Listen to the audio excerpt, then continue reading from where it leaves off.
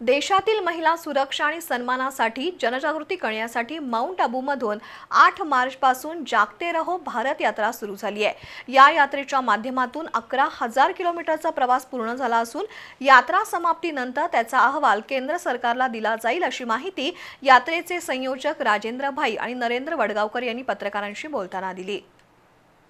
देशातील नारी शक्तीला प्रोत्साहन देण्यासाठी आणि महिला सन्मान आणि सुरक्षेबाबत जनजागृती करण्यासाठी 8 मार्च ते 7 जून या कालावधीत जागते रहो भारत यात्रेचं आयोजन करण्यात आलंय।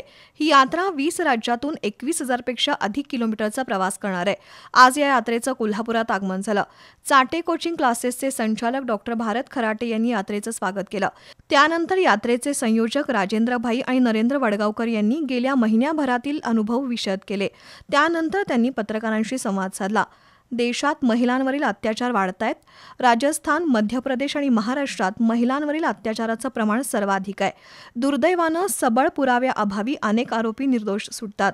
त्यामुळे महिलांना न्याय मिळण्यासाठी कायद्यातच काही बदल होणं गरजेचं आहे, असं राजेंद्र भाई यांनी स्पष्ट केलं।